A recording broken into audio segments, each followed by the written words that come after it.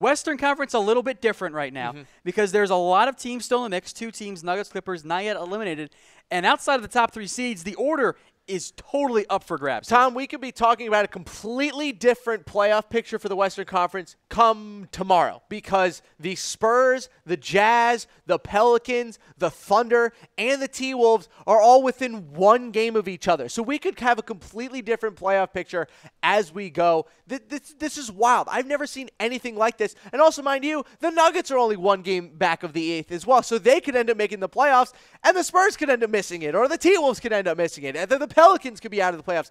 We don't know what the Western Conference playoff is going to look like. That's why these matchups are so flippy-floppy, because I don't really think anyone wants a Jazz versus Spurs matchup in the first round without Kawhi Leonard. I don't think anyone wants a Warriors-T-Wolves matchup. I hope these matchups change because they're kind of boring, honestly. Warriors-T-Wolves is fun. Well, Warriors-T-Wolves would be okay. Rockets-Pelicans would be all right. You get Harden versus Anthony Davis. But Jazz, Spurs, and Blazers-Thunder are a disaster. And we'll start with the Rockets matchup because they've been the runaway. They've been the runaway. This is the best team in the entire NBA right now. I'm sorry, Warriors. You just haven't been as good as the Rockets this year. This is a team that I thought was going to win 50, maybe 55 games. No, they won 63 games this year and might get to 65 wins, which is crazy, which is why James Harden is going to win the MVP this year. This has been the surprise team of the year so far. Mike D'Antoni might win the Coach of the Year again. I really like this team, but the real question is, can they survive in the playoffs?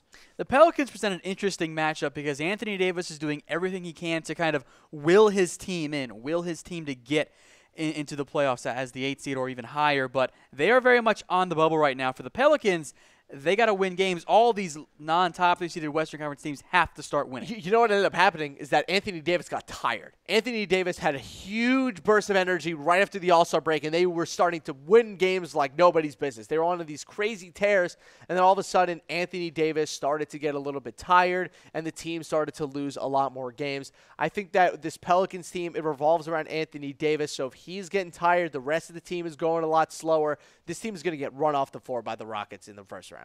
Next 4 games for New Orleans: Suns, Warriors, Clippers, and then the Spurs.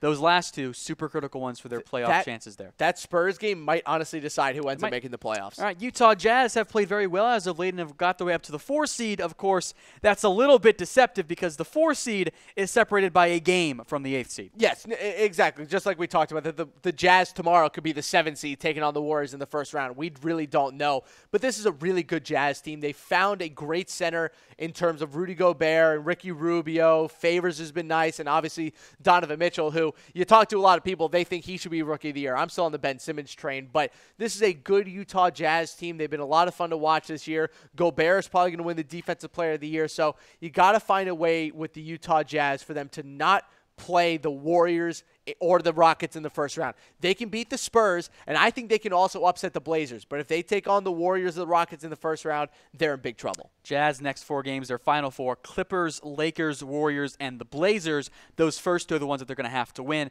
Then we get to your 5th-seeded San Antonio Spurs, who Kawhi's the big question mark on one end. LMA's played great this year, but they got to start winning games. You can cross off the hopes of the 50-game win streak continuing. The San Antonio Spurs are a huge shrug emoji. That's all they are this year. That's all they've been this year. Just you can never really get a good beat on them. This is the first time in 20 years, Tom, that they won't win 50 games. One of the longest-standing records in all of sports. One of the most consistent, great records in the entire NBA is now gone, and that kind of isn't going to happen when you only have your best player for 9 games. So if they go up against the Jazz in the first round without Kawhi Leonard, I think they're going to lose. Spurs have 3 games left. The Blazers, the Kings, a game that they have to win, and the Pelicans, you got to think at least 2 wins out of those 3, again, or else they're on the outside looking in. That Spurs-Pelicans game could honestly end up being who gets the last seed in the West. All right, Blazers then check in as the number 3 seed. They've already clinched their playoff spot. They are in fantastic shape to get that 3rd seed. Yeah, and it all revolves around Damian Lillard, who's been an absolute monster so far this year. We have him 3rd in our MVP race that you'll see later. He's just been the 2nd-best point guard in all of basketball this year. He's controlled the offense for the Blazers. He's really been the catalyst for them. I'm really excited to see what prime Damian Lillard can do in the playoffs with a team around him that actually works. Yusuf Nurkic really works in that offense. CJ McCollum's having a nice year as well. Evan Turner is doing everything that isn't sucking, which is really good because he was horrible last year. So with the Blazers coming into this series, I think the Thunder are actually a pretty good matchup for them. I think they can get rid of the Thunder in about 5 games. So we'll see what happens with this Blazers team. Got to watch out, though, for where they end up seeding-wise or who they end up facing.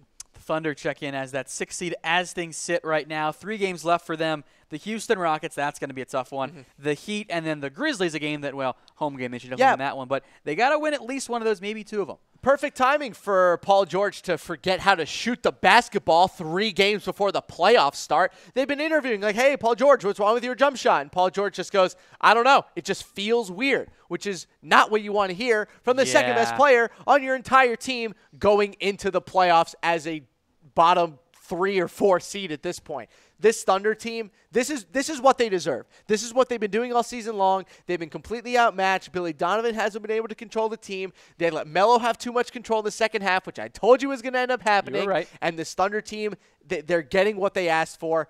And I'm sorry also, I have to mention this.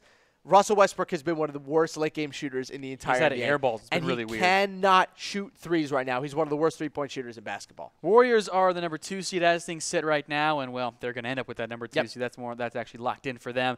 They got to get healthy, though. Steph Curry's been banged up. Other players have dealt with injuries throughout the season. It hasn't been the normally healthy Golden State team we're so accustomed to seeing. I mean, accustomed to seeing, but at the same time, it's completely unprecedented the amount of time that they have spent in terms of not getting injured. It's just wild to me. But, look, Steph Curry will miss the first round of the playoffs. If they can beat the T-Wolves and get him back for the second, maybe take on the Jazz or the Spurs, they'll be in good shape. Timberwolves, as we sit right now, are your number 7 seed. 4 games left for them. 2 against Denver. Those are critical ones for both those teams. Then they have the Lakers and the Grizzlies. So got to think at least 2-2, right? If you go 3-1, you're in. For the Timberwolves, it doesn't really matter so much where they end or what they end up doing the last couple games. It very much ends up mattering what happens with Jimmy Butler. If he's healthy, it doesn't matter who they play. They're going to have a chance to beat them. But if Jimmy Butler somehow misses the first round of the playoffs because they brought him back a little bit too quickly, then they're done. But it sucks for the T-Wolves because they had such a great season before Jimmy Butler went down. Now they're the 7th seed. They're probably going to lose in the first round of the Warriors. I would have loved to see them at like the 4 seed and actually get a take on a team that they have a chance of beating in the first round. I'll make one more quick note of this as well here with Denver and the Los Angeles Clippers. They play Saturday. That's more or less an elimination game. Yes, it is.